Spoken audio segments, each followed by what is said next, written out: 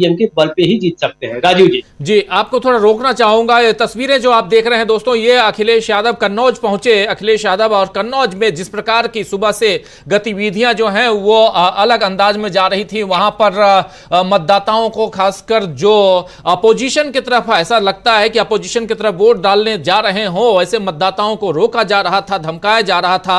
और ये कन्नौज की घटना, वहां पे जो सुब्रत पाठक जो वर्तमान सांसद हैं, 2 बार के सांसद सुब्रत पाठक के छोटे भाई जो हैं छोटू पाठक, वो भी वहां पे कुछ लोगों को धमकाते हुए कैमरे में कैद किए गए। ये तस्वीरें छोटू पाठक की है, जो आप एक हेल्दी जो गले में गमछा रखे हुए जिनको देख रहे हैं आप, और मतदाताओं को धमकी देते हुए, धमकाते हुए नजर आ रहे थे। इसके बाद पहुंचे वहां अखिलेश यादव, आज पहुंचे हैं, तो एक बहुत ही एक अलग तरह का माहौल आज कन्नौज में भी था। जरा जल्दी से आना चाहता हूं पहले अमलेंदु जी, आपके पास क्या कुछ था कन्नौज में वो बताइए, फिर प्रशांत टंडन जी के पास। क्यों यहां अखिलेश यादव को भागे भागे दौड़े दौड़े वहां कन्नौज पहुंचना पड़ा, इस घटनाक्रम को जरा यहां बताइए। राजीव जी, इस खबरें ये आ रही हैं कि कल तो एक तो अखिलेश यादव ने एक बाइट दी थी और उस बाइट में कहा था कि उन्हें सूचना मिली है कि लखनऊ में मुख्यमंत्री कार्यालय से 3 डीएम और 3 एसपी कन्नौज भेजे गए हैं चुनाव में गड़बड़ी करने के लिए।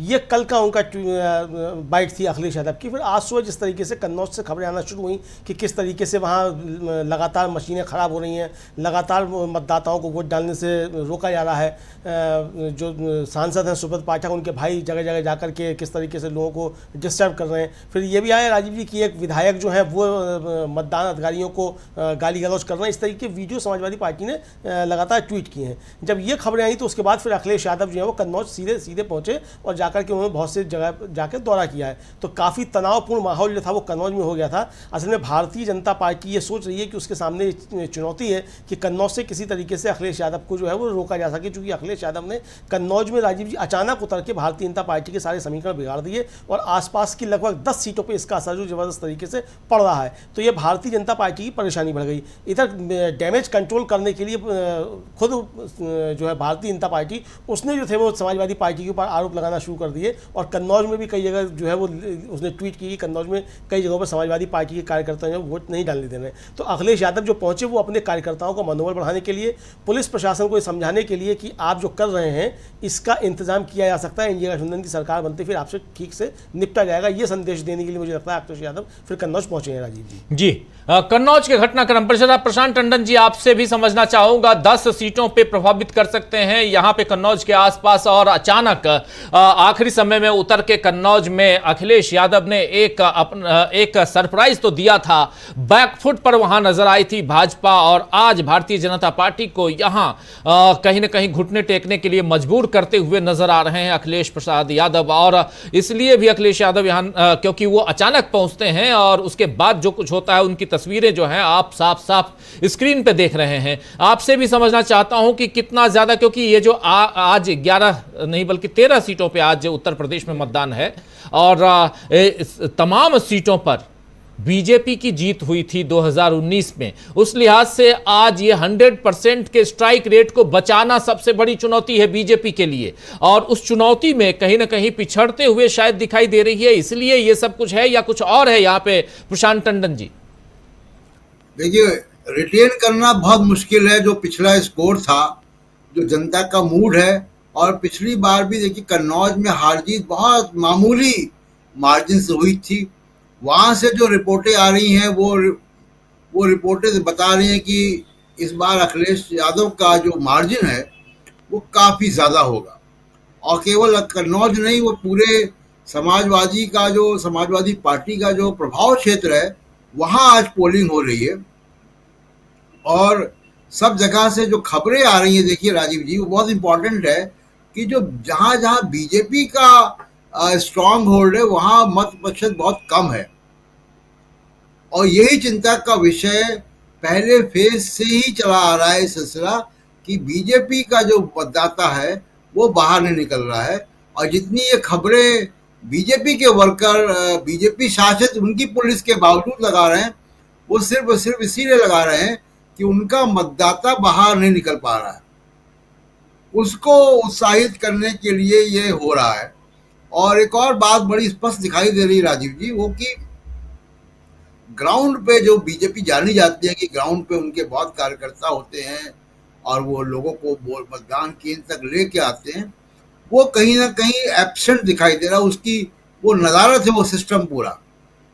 तो बीजेपी के अंदर लगता है कि कई फोर्सेस काम कर रही हैं जो शायद नरेंद्र मोदी के पूरे कंट्रोल में नहीं है, और उस वजह से ये मतदान प्रतिशत जो है वो कम हो रहा है, बावजूद इसके कि लगातार नफरती भाषण हो रहे हैं प्रधानमंत्री की तरफ से।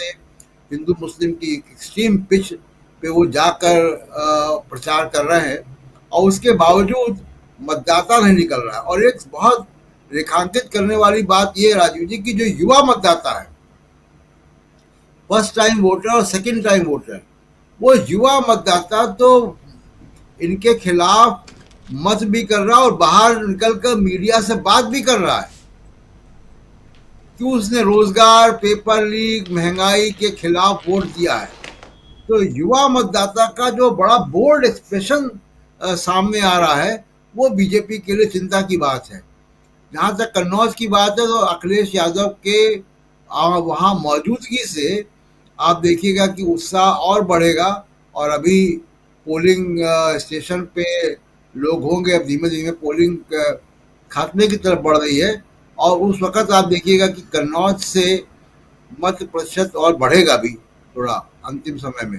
राजीव जी, 9 से मत प्रतिशत और बढ़ने की उम्मीद जताई जा रही है। मध्य प्रदेश, बिहार, झारखंड, जम्मू कश्मीर, तेलंगाना, ओडिशा, महाराष्ट्र, इन तमाम राज्यों में, झारखंड में, पश्चिम बंगाल में, मध्य प्रदेश में, महाराष्ट्र में, इन तमाम राज्यों में 10 राज्य और केंद्र शासित राज्य में आज की तारीख में आज चौथे फेज में मतदान 96 सीट्स, और इसमें 1717 जो कैंडिडेट हैं वो अपने भाग्य यहाँ पर आजमा रहे हैं, और इसमें 17 करोड़ 70 लाख मतदाता आज वोट दे रहे हैं। उसमें से कितने प्रतिशत निकल के आते हैं, क्योंकि 3 बजे तक 52.6% तक निकल के आए हैं। 5 बजे और 7 बजे, अभी 5 बज चुका है, लगभग 15-20 मिनट में हमारे पास वो आंकड़े भी आ जाएंगे कि 5 बजे तक कितने लोग निकल के आए, फिर 7 बजे फाइनल जो होगा उसमें कितने लोग। लेकिन अभी तक जो है उसमें सबसे कम पोलिंग जम्मू कश्मीर के श्रीनगर सीट पर, एक ही सीट पर वोटिंग हो रही है, वहां पे हुई है लगभग 30% से कम